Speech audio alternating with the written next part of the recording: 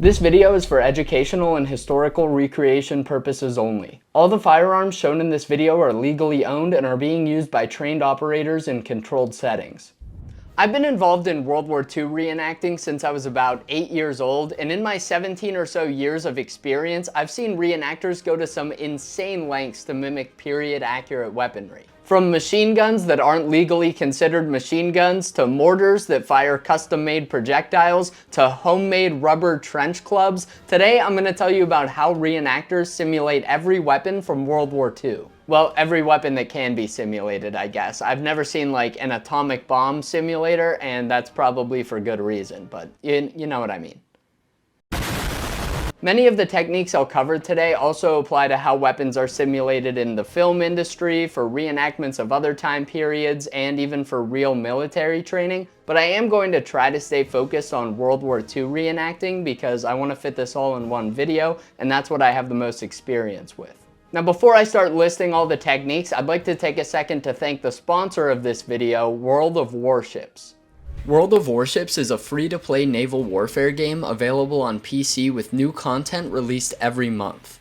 World of Warships has more than 40 unique maps with dynamic weather and stunning water effects. These maps make a perfect backdrop for you to take command of the most historically significant ships in history as you're dropped into historical battles that shape naval warfare as we know it.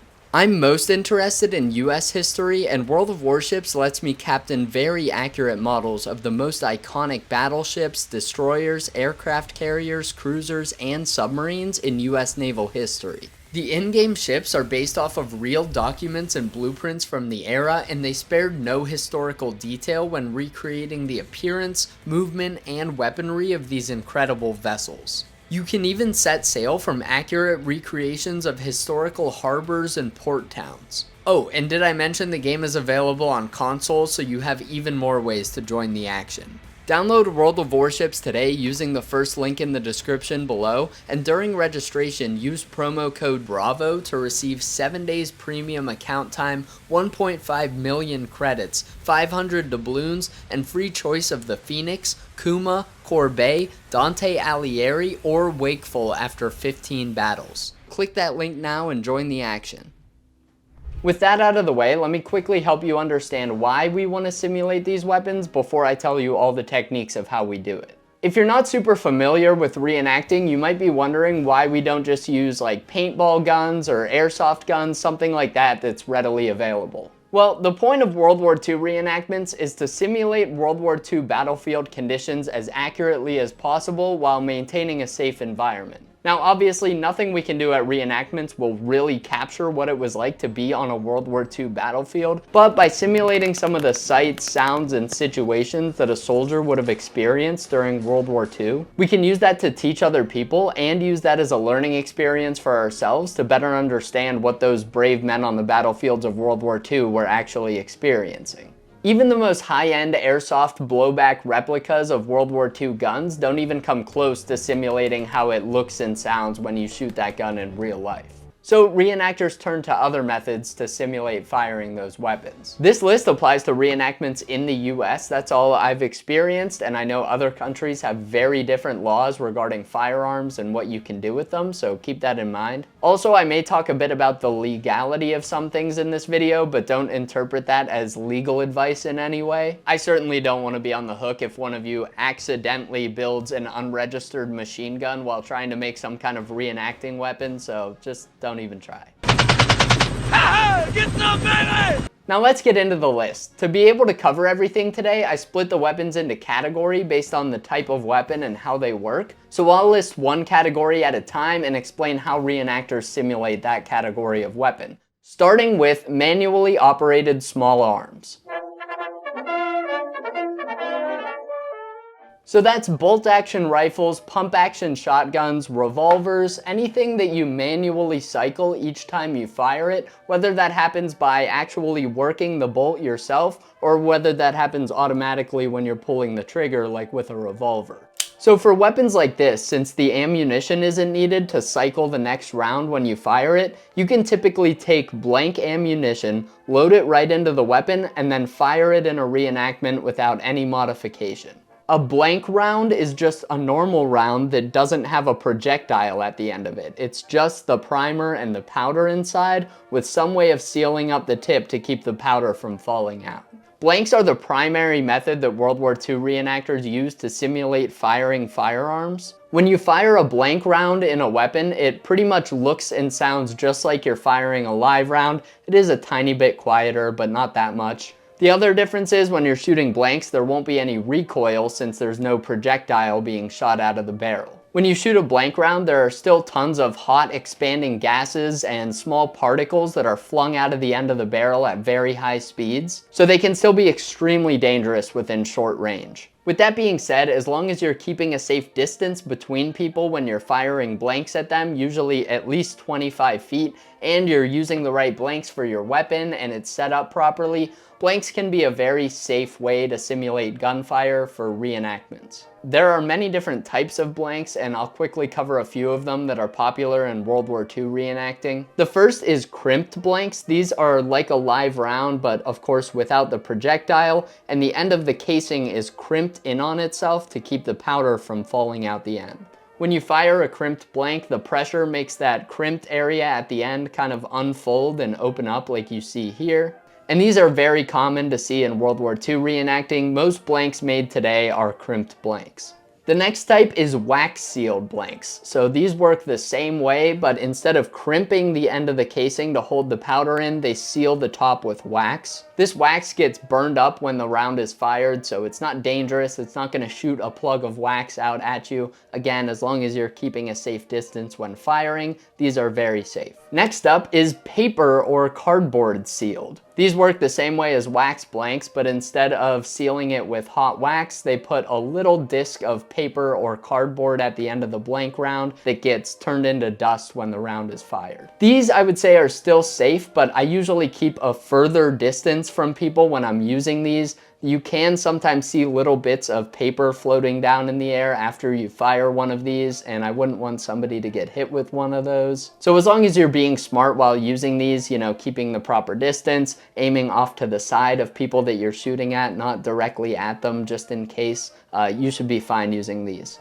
The next up is wood-tipped blanks. Now, I don't even have one of those to show today. They're not super common. They're mostly considered outdated today, and you don't see them that often. It's basically just a live round where the projectile is made of a very soft wood that gets blown to bits when the round detonates. A lot of people are very wary of using these because, of course, you don't want to get hit with a piece of wood flying out of the end of the gun barrel. But from what I've heard, they can be used very safely. Some weapons do even have shredder attachments for them, so that's if you're using wood blanks, the shredder goes over the end of the barrel to make sure the wood gets shredded up when it's coming out. I've heard that depending on the weapon and type of blanks, you can often fire these safely without using any type of shredder, but I've never tried that myself, and honestly, I would be hesitant to ever use these, so I wanted to cover those, but do your own research before you ever use those and make sure they're safe. The next is plastic blanks. These blanks are the most different from the other ones I've talked about so far. They have a metal rim at the bottom. Since this is sealed up, you don't need anything else like a wax seal to hold in the powder.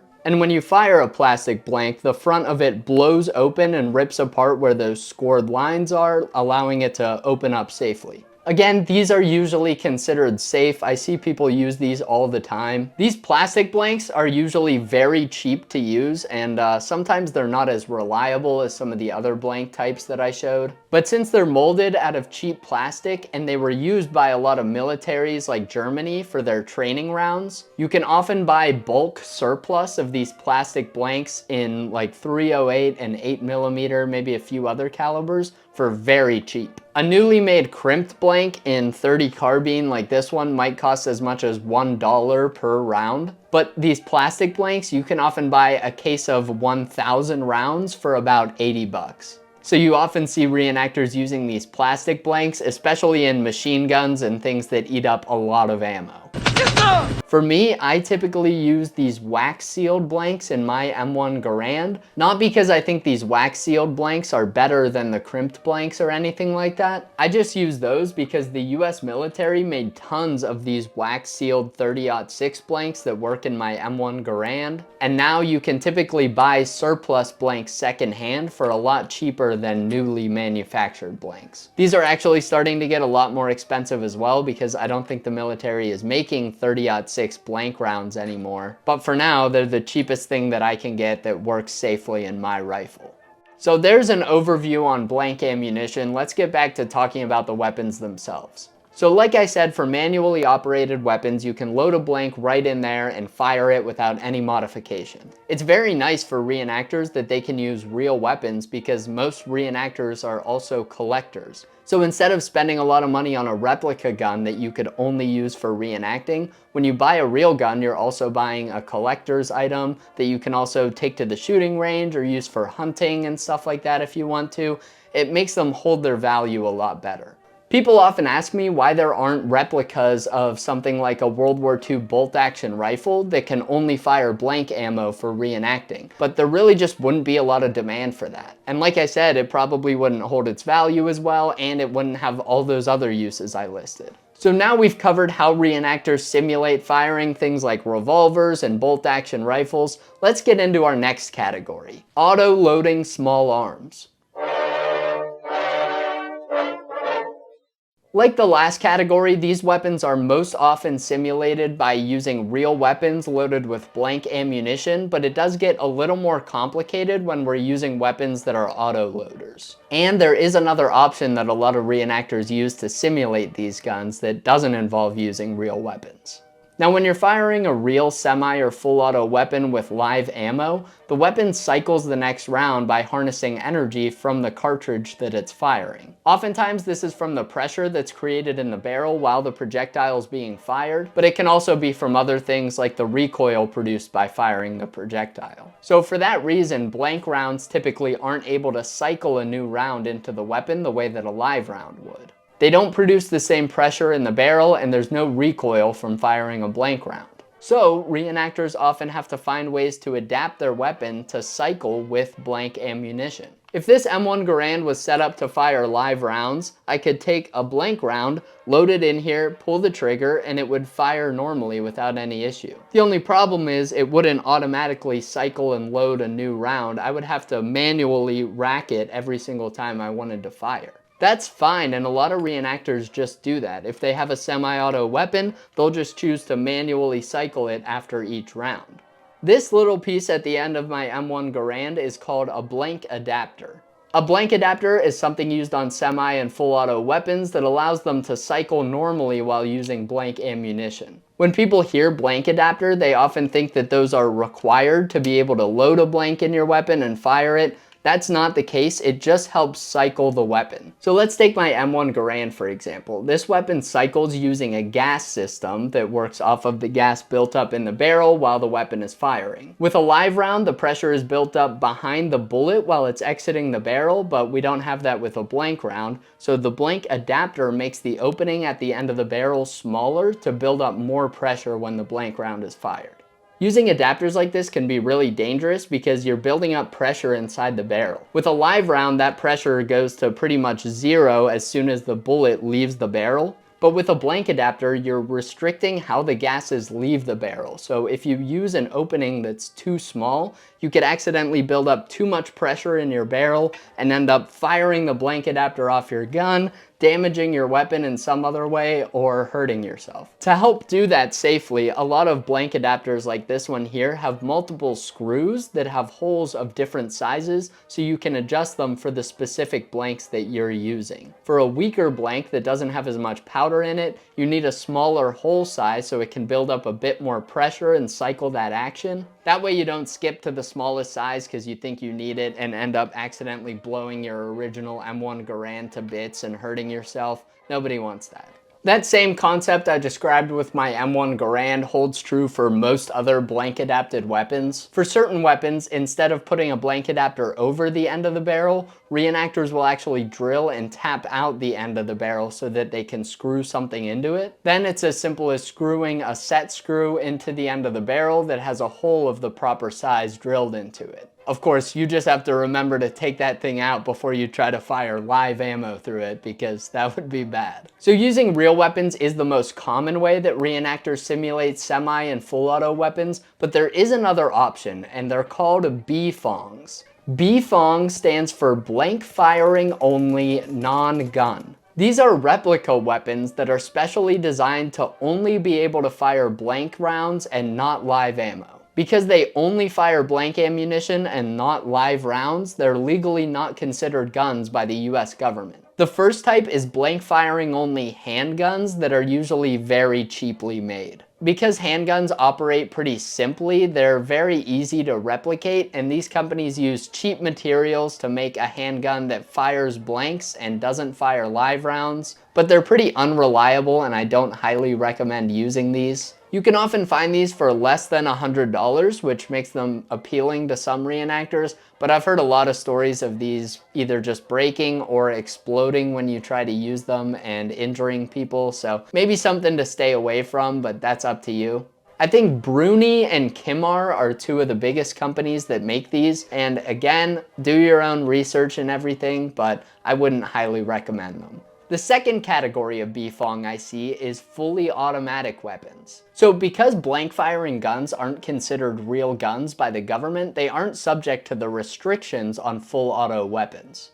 These full auto BFONGs often take a ton of time and money to design in a way that won't get the manufacturer arrested for making and selling them. They have to meet all the ATF specifications, and they have to be designed in a way that they can't be modified to fire live ammo, or that parts can't be taken off of it and used on a real weapon. There's a lot of red tape in that area. So unlike the cheap BFONG pistols I talked about, these full auto BFONGs are often very expensive because there's a lot of time and effort put into the design, and they're often very reliable and historically accurate because they're made specifically for reenactors. It may seem crazy to spend $10,000 on a gun that can only fire blanks, but when you consider that a real transferable machine gun that can fire live rounds often costs between $10,000 and $40,000 in the United States, you can see why a lot of people turn to this option as a cheaper alternative. At reenactments, I most often see people with BFONG submachine guns like Thompsons, the PPSH, MP40, things like that are pretty widely available. And I have a video out where I'm firing a blank fire only grease gun. And like I mentioned, they are very expensive, not just to buy, but also to operate. These BFONGs often fire custom proprietary blank rounds that you can only get from one or two places, and that makes them pretty expensive. This is because they can't be able to chamber rounds that are fired in real weapons. That's one of the ways that they get around the restrictions and are able to make these blank firing guns legally. But yeah, an expensive option that's still a little cheaper than buying a real $40,000 Thompson. Those two categories were the longest, and they probably cover 90% of the weapons used by reenactors. But let's move on to our next category, which covers some more types of machine guns. Crew-served machine guns.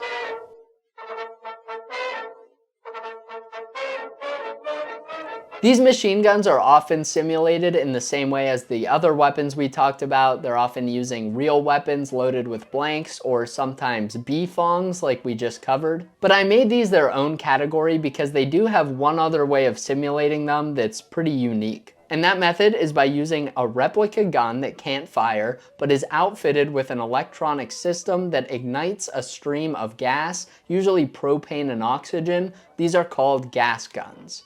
These gas guns are just igniting puffs of gas that are coming out of the barrel, so you can adjust the rate of fire and how loud they are. You can play around a lot with the system. And I've seen some other gas guns that are really bad. They don't sound like a real gun. They're quieter and they have kind of a puffy sound instead of a bang. It just depends on the specific system and how they have it set up. When you're using a gas system like this, you have to be able to store the tanks of gas and the wires for the electronic system somewhere. Oftentimes these gas guns are mounted on vehicles because that gives you an easy place to store the gas cylinders. You can put them in a Jeep under a tarp or something like that so that they're out of sight. I have seen people who put the canisters inside of an ammo can or in a backpack, something like that, so they can have the gun on the move. And I don't know that I love the idea of running around with propane and oxygen tank strapped to my back while I'm shooting flames out the end of a gun, but maybe that's just me. With gas guns, of course, you also don't have the action cycling like you would with blank rounds. It's just shooting gas out the end of the barrel, so the slide doesn't move at all. There's no shell casings coming out. That can be a deal breaker for some people, but oftentimes you don't really notice that as much when the weapon's firing. And since gas systems are typically a lot cheaper than buying a real machine gun or even buying a BFONG like we just talked about, these are pretty popular for reenactors, especially for guns mounted on vehicles like I mentioned. I've also seen gas systems used to replicate weapons like the 40mm Bofors guns that are mounted on some ships. So sometimes at museum ships, they'll have the guns set up with gas systems so they can look like they're firing. I'm not gonna make a separate category for that, it's the same system, but just wanted to point that out. On to the next category, which is mortars. Mortars are cool because they're one of the few weapons at reenactors that'll actually fire a projectile sometimes. Because mortars use indirect fire, where you're firing something in the air and letting it drop down, they can often fire soft projectiles safely towards other reenactors. These projectiles could be anything from one of those Nerf footballs that makes a whistling sound when it drops down, a Huggy bottle, like the drink bottle, that's filled with flour, so when it hits the ground it makes a little puff like it's exploding. Or I've even seen things like custom 3D printed projectiles that can have flour at the end or just look more like a mortar round when they're fired and still be very light and safe. These projectiles are often fired with a powder charge at the bottom of them that's lit and then dropped down the barrel and it explodes and shoots the round out. Here's a short video of some reenactors doing that at a World War I reenactment. And oftentimes reenactors simulate mortars without having them fire anything at all. The whole projectile thing is very cool, but that can be unsafe for reenactments where you have a crowd of people watching. You don't want to fire even something like a Nerf football into a big crowd of people who maybe aren't paying attention. It's just not a good idea. So for those events, they might use something like a trapdoor mortar. The trapdoor just refers to a little opening at the bottom of the mortar tube that allows you to take a round out of it once it's been fired, since this style of mortar doesn't actually fire the projectile out of the tube. So for a system like this, you would take a dummy round that has a powder charge in it, you would drop it down the barrel and it would explode when it hits the bottom just like a real mortar. That's all the same. But since it's not set up to actually launch the round out, you just open that door and pull the round out and then you can load a new one. This system is good because it pretty much operates exactly like a real mortar, so reenactors can follow the actual protocol used for firing mortars at the time. And of course, they just have to add in a step where they pull the fired round out of the trap door since it didn't get launched like a real round would. They can also give you a pretty loud bang because they use some pretty big charges in those, and that can be fun on the battlefield too. Bazookas and rocket launchers.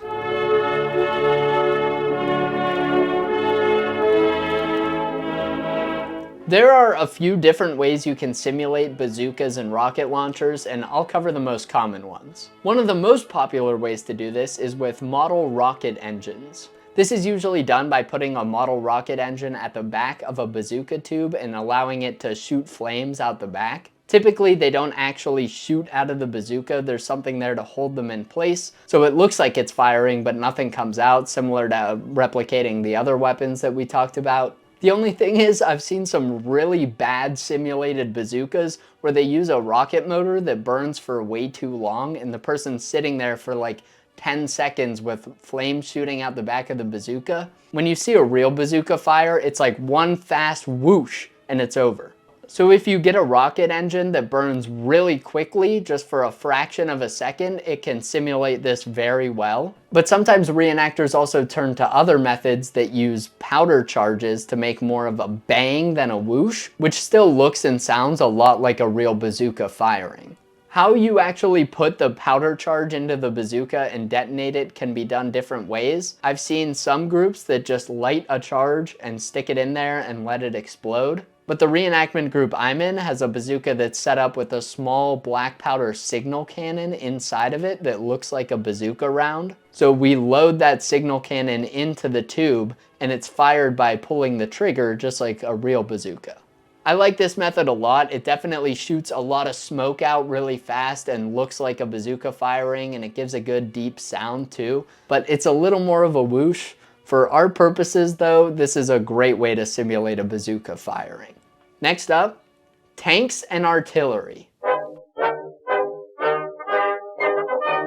This covers any type of large gun, like the main gun on a tank, an anti-tank gun, some anti-aircraft guns, anything like that. These typically fire some kind of powder charge that's pretty much like a blank round, just scaled up to be the size of the gun that they're using. And like we talked about for simulating other firearms, there's not any type of projectile that comes out when you shoot these. It's just a bang with some gases coming out the end of the barrel. Sometimes these larger guns will use some type of insert or adapter that allows a smaller diameter round to fit inside of them.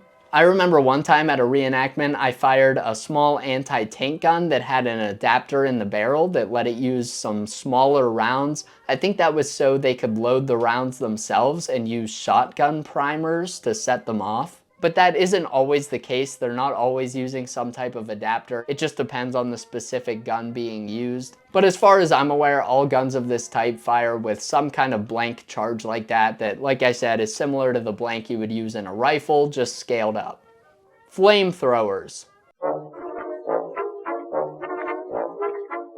Flamethrowers are sometimes used at reenactments, and I've even seen them fire real flames during a simulated battle. Of course, this was done in a sectioned off area of the battlefield at a prefixed target with nobody around who could get hurt. It was more of a demonstration of how the flamethrower worked with no other reenactors around. Flames are very dangerous. You wouldn't fire that towards anyone. At that point, you're not really simulating firing a flamethrower, you're just actually firing a flamethrower.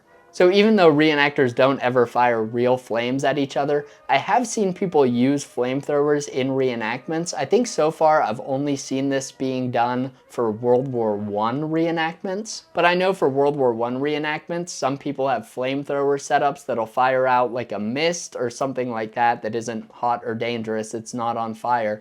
But it does at least somewhat simulate the effect of a flamethrower. I've never seen this done for World War II reenacting, but I would like to. I think it'd be really cool if someone had like a Mark II flamethrower setup that just used compressed air to fire mist. That would be pretty sweet. Aircraft bombs. Now, I've never seen planes actually drop anything out of them at World War II reenactments. Usually, if there are planes and they want to simulate them dropping bombs during a reenactment, they'll have charges planted in the ground before the event starts, and then they'll have someone manually detonating them when the plane flies over to make it look like it's dropping bombs. There are a few different events that do this. I know the D-Day reenactment I go to every year often has this set up on the beach. They'll have little explosives planted that detonate when the planes fly over. I think it adds a lot to the battle and it's a really cool effect. Now, similar to what I was talking about for flamethrowers, at World War I reenactments, I have heard that the planes drop actual items out of them while they're flying over. I think these are usually similar to the simulated mortar rounds, so maybe it's like bags of flour that'll make a puff when they hit the ground, but I think it'd be pretty cool to have biplanes flying over and dropping little bags of flour out of them during the battle. World War I reenactors know how to have some fun, I'll tell you that. This would be much more difficult at World War II reenactments because in World War I, most of the bombing was just people dropping grenades and things out of their biplanes. That wasn't really the case in World War II. You can't open up the canopy of a P-51 and have the pilot chucking stuff out of it at a reenactment. That would not go over well. And I also don't think it'd be practical to have anything attached under the wing that they could detach like a bomb and drop. I can't really think of a good way you could simulate dropping bombs out of a World War II airplane that actually involves something falling from the plane and hitting the ground. So I think that method with buried explosives that are manually detonated when the planes are flying over is the best option for sure. Landmines. Now sometimes at events we'll place anti-tank mines that are just replica mines. They don't actually do anything, but sometimes we might put them in the middle of a road so that the armored vehicles can see them and know they can't go down that way or something like that. There really just isn't a way to have an explosion go off from a landmine that would be large enough for a tank to notice it if it drove over top of it without being extremely dangerous. For anti-personnel mines though, it's a different story. CO2 operated landmines exist. They fire with compressed gas. I've never seen those used at an event, but I've heard about them, so those are out there. Most often though, at reenactments, there are landmines that are typically operated by a pressure plate or a tripwire and have a small explosive like a shotgun primer that makes a loud noise like a firecracker going off, but isn't dangerous at all if you step on it. Like I said, this wouldn't really work for anti-tank mines, but for anti-personnel mines, it's a really cool effect that does simulate stepping on a landmine. If you hear that bang go off, you know you would have gotten killed if it were a real landmine. And it adds another dimension to the reenactments when you have to actually be looking out for landmines during your patrols. I really enjoy when reenactments include these simulated mines. Flare guns.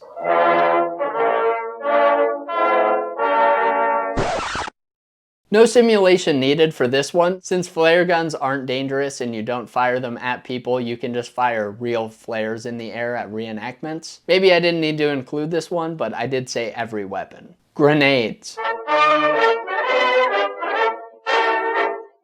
The grenades I carry at reenactments are typically just for looks. They're kind of heavy and I wouldn't want to actually throw this at somebody, it might hurt, but they look exactly like real grenades. These ones in particular are from standinthedor1944.com. Another option is to use rubber grenades, so it's kind of a trade-off. Rubber grenades don't look nearly as accurate as these ones do, but you can throw them at people during battle since they're light and made of rubber. And of course the rubber grenades don't explode or anything, it's just like throwing a baseball at somebody. It can be kind of anticlimactic when you throw a grenade and nothing happens, it just lands next to somebody. That leads me to the next option, which is pyro grenades. Those ones do make a loud bang when you throw them, but they're generally safe to use. But a lot of private tactical reenactments allow them, and they're typically safe as long as they're not like going off in your hand or something. These are often homemade by taking some kind of shell, like a little film canister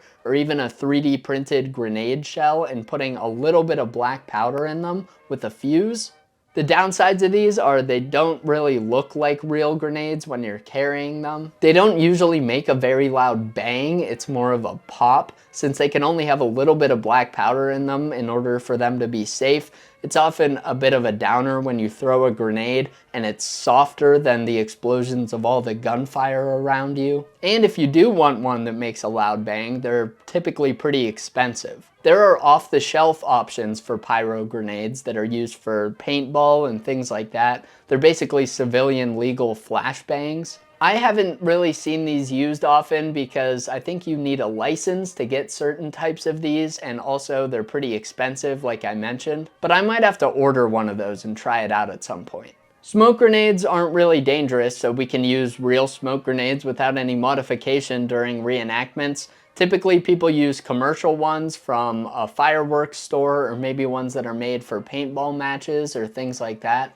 Sometimes people will also get surplus military smoke grenades and use those. I've seen that done before at events, but those are usually pretty expensive, so you don't see that all too often. The only thing is, of course, you can't use white phosphorus smoke grenades or anything like that, but as long as it's a normal smoke grenade that isn't dangerous, you're good to go. Similar to the frag grenades I talked about, when I carry smoke grenades, it's typically a replica that doesn't do anything but looks exactly like a World War II smoke grenade would. And there's that same trade-off. If you want a smoke grenade that actually produces smoke, you'll probably buy one of those commercial ones that doesn't look anything like a World War II smoke grenade. So you'll just have to conceal that in your pocket or something and then pull it out when you actually want to light it and use it. There are commercial versions that look somewhat like a smoke grenade and even work by pulling a pin. I've used those in reenactments before. Those are really cool, but you can still only use them once and they're kind of expensive, so I don't see those too often. Rifle grenades. Now, during World War II, soldiers would have loaded a grenade launching blank to use a rifle grenade. Those were special blank rounds that soldiers were issued that had extra black powder in them so they could have enough power to propel that heavy rifle grenade really far. So for reenactors, that makes it pretty convenient. Our rifle grenades are a lot lighter than a real metal one that's packed with explosives, so we typically use the same blanks that we use when firing our rifle with a blank adapter. We'll just put a rifle grenade over the end and launch it. Those are typically plenty powerful to send a replica rifle grenade flying. TNT and explosives. You will often see people with replica TNT blocks and other explosives at reenactments, but these typically just look the part. They don't explode or produce any type of effect. So to simulate the actual explosion, we're typically using black powder charges or some other type of firework. There's a reenactment I've been to in Pennsylvania. I don't know if they hold it anymore, but at that one they used to rig a bridge with fireworks and they would pretend to blow up the bridge during the battle and set off all these fireworks. That was a pretty cool concept. I don't know how much it looked like an explosion, but it was neat. Oftentimes though, reenactors will make small black powder charges, picture like an M80 or some other type of firecracker. I believe where I am, it's legal to make those if they're under a certain amount of black powder. You might need some kind of license, I'm not sure, I've never made any of those myself. But those can be placed somewhere and wired up to a real World War II blasting machine that can be used by reenactors to detonate the explosive charge. Unlike the flashbangs and stuff I talked about, these would not be safe to set off next to somebody. So typically if we're doing this at a reenactment, they have to be placed somewhere where nobody will be around or maybe in a separate sectioned off area as an effect for the event. But when you're at a reenactment and you see people throwing satchel charges in a bunker or putting Bangalore torpedoes out, those typically don't explode because it wouldn't be safe to have an explosion of that size next to other reenactors. The vehicle owners will have white or black smoke that they set off inside the vehicle to make it look like it's catching on fire, and that's how you signal that that vehicle is out of the battle. I think that pretty much covers it for generic explosives and explosions. Outside of fireworks that are usually provided by a commercial company and set up in advance, and those little powder charges that you see, there aren't a ton of explosives just because it can get dangerous simulating those. Barbed wire. This one isn't really a weapon, but reenactors do simulate this at reenactments. Some events, they'll just string up real barbed wire, obviously not razor wire or anything like that, but wire with barbs on it. This can be dangerous though, so other times they'll string up wire that doesn't have any barbs on it, or they'll use something like rope that has little knots in it that's been dipped in paint to make it stiff. That method actually looks a lot like real barbed wire, but it's completely safe. You can dive on top of it or something during the reenactment without worrying about anyone getting hurt. Knives and bayonets. Reenactors often use rubber knives and rubber bayonets during reenactments. It's never a good idea to mount a real bayonet during a reenactment. You don't want to accidentally stab one of your buddies with it or something. So if you ever see a reenactor with a bayonet on their rifle, it's probably a rubber one. And there are some really good rubber ones on the market. Some of them are very difficult to distinguish from a real bayonet until you actually touch it. These can be a really fun element for reenactments if you get up close and have some hand-to-hand combat. I will say some of the rubber and plastic bayonets I've seen are still a bit too stiff to actually poke someone with, but some of them even have a thin metal rod in them to help them keep their shape. So I wouldn't want to like put it on the end of my rifle and stab somebody with it. That could still be dangerous. Because of the prevalence of hand-to-hand combat in World War I, I've heard of World War I reenactors getting a little more creative with their rubber melee weapons. I've heard of reenactors making rubber shovels and trench clubs and things like that. One of my friends who does World War I and World War II reenacting even brought a rubber trench club to one of our World War II events just because it was fun to mess with around camp. But I don't think I've seen rubber weapons like spades used at a World War II reenactment. Alright, there you have it. That's how World War II reenactors simulate every weapon from the war during battle reenactments. I'm sure I still managed to miss something, so if I did, please let me know in the comments. I'll keep an eye on those. I absolutely love how creative reenactors get to simulate these different weapons at the reenactments I go to. It really adds another layer to the event when you have such a variety of weapons instead of everyone only having rifles that can fire or something like that. It's already very immersive at reenactments to be in the right environment, wearing the right equipment, and carrying the right rifle, going about what a soldier would have been doing. But once you're in a battle and mortar rounds are flying over your head and you're keeping an eye out for landmines and people are throwing grenades towards you that are exploding, that's some of the stuff that makes these reenactments so special and just gives you such an appreciation for what these brave men actually had to go through in World War II. Putting yourself in these historical situations with simulated weapons and coming to the realization of, holy shit, if this were real, I would have just gotten blown to pieces. It really hammers home how terrifying it would be to go face to face with these weapons, and these brave World War II heroes did it for real. As always guys, thanks so much for watching. Don't forget to check out World of Warships through the first link in the description below. Remember to like this video and subscribe for more, and I'll see you guys in the next one.